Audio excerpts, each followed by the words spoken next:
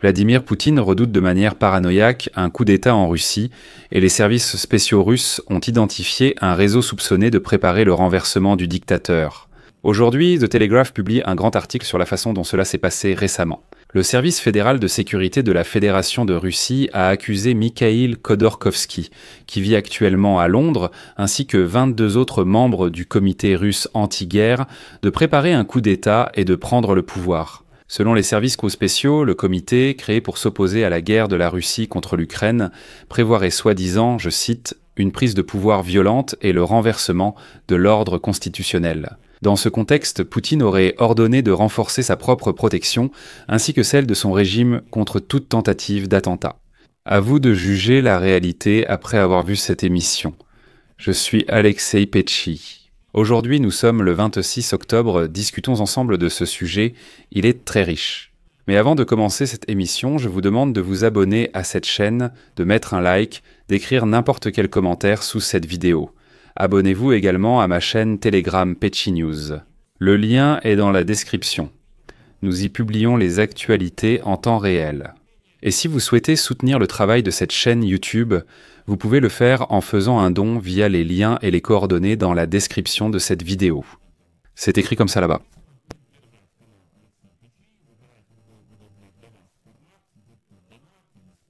Alors,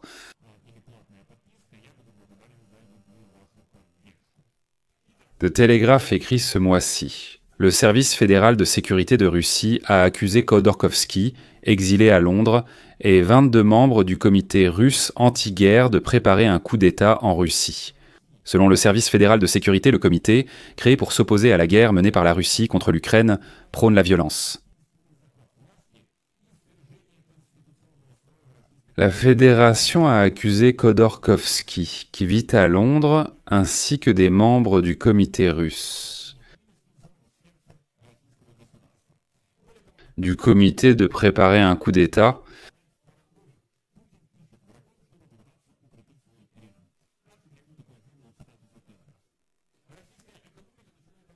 Les affaires sont paralysées par des taux d'intérêt élevés, le coût de l'emprunt public a fortement augmenté et le ministre de l'économie, Maxime Rechetnikov, a averti en juin que le pays était au bord de la récession. Les avertissements sur une possible hausse des créances irrécouvrables pouvant causer une crise financière se multiplient.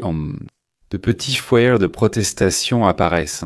Ce mois-ci, des centaines de personnes se sont réunies à Saint-Pétersbourg pour chanter une chanson interdite appelant à renverser Poutine. Pendant ce temps, l'Ukraine intensifie activement ses attaques de drones contre les raffineries de pétrole russes, ce qui nuit à l'approvisionnement en carburant du pays. Maintenant, Donald Trump serre la vis, déçu par l'absence de progrès dans la fin de la guerre contre l'Ukraine. Le président des États-Unis a annoncé mercredi de nouvelles sanctions contre les deux plus grandes compagnies pétrolières russes. L'Inde et la Chine sont les principaux acheteurs de pétrole russe. Au début de la guerre, à grande échelle, elles ont d'abord réduit leurs achats en réponse. Cela risque de priver la machine de guerre de Poutine et l'État russe de revenus pétroliers essentiels. Pour la première fois en 3 ans et demi de guerre, la Russie a réellement souffert. Eh bien, comme l'affirme la publication, une crise bancaire menace également la Russie. L'une des raisons pour lesquelles la Russie a réussi à surmonter toutes les difficultés est que le Kremlin a poussé les banques à accorder des crédits aux entreprises de défense. Ils ont donc obtenu l'autorisation d'accorder des crédits sans les vérifications de solvabilité habituelles ni les réserves pour couvrir d'éventuels défauts de paiement. Autrement dit, les Russes ont financé la guerre tout ce temps grâce à des fonds empruntés. Mais cela ne se reflétait tout simplement pas dans le bilan de l'État. Il s'agit en réalité de sommes colossales. Et donc, selon l'analyse, environ 23%, soit près de 200 milliards de dollars de crédits d'entreprises non remboursés par les banques russes concernent des entreprises d'armement. C'est l'équivalent d'environ 37% du budget annuel de l'État. Ensuite, Sergueï Chemezov. En octobre dernier, Sergueï Chemezov avait déjà averti que des taux d'intérêt élevés n'étaient pas avantageux pour le secteur. Et voici sa citation.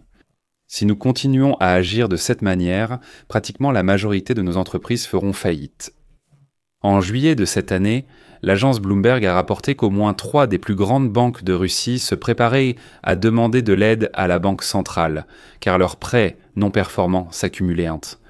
Les experts affirment que le Kremlin peut sembler stable, mais ils rappellent qu'à l'automne dernier, Nabiullina a pris des mesures pour limiter l'octroi de crédits non bancaires afin de contenir l'inflation, qui a atteint un pic de 10,3% en mars. Il y a aussi les frappes ukrainiennes sur les raffineries de pétrole.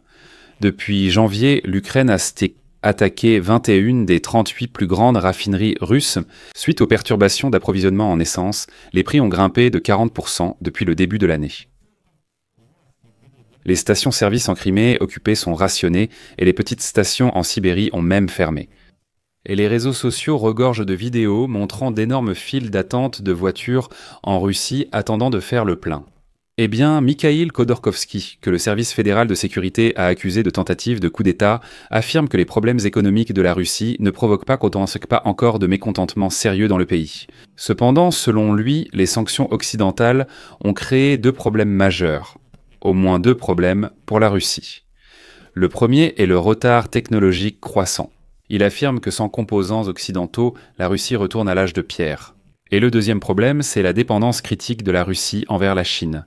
Comme l'écrit The Telegraph, la machine de guerre de Poutine dépend largement de la coopération avec la Chine.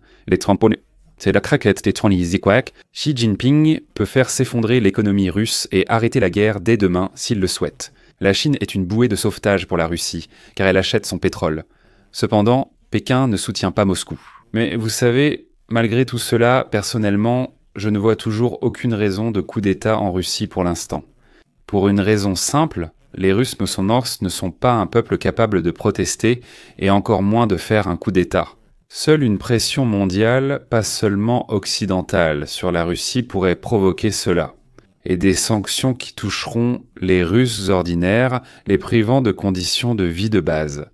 Alors, hypothétiquement, il est possible qu'un Russe affamé se retourne enfin contre Poutine. Mais pour l'instant, ce même Russe est prêt à aller mourir pour Poutine. C'est pourquoi toutes ces déclarations de l'opposition russe, qui se trouve quelque part en exil en Europe, me semblent un peu forcées. Concernant l'idée qu'un événement ou une protestation éclatera bientôt en Russie. Cependant, on constate que le régime de Poutine redoute tout de même ces scénarios. Et il y a une certaine paranoïa. Mais les amis, donnez votre avis, écrivez vos conclusions dans les commentaires sous cette vidéo. Abonnez-vous à la chaîne, cliquez sur la cloche et n'oubliez pas de mettre un like. C'est tout pour aujourd'hui. Prenez soin de vous, au revoir à tous.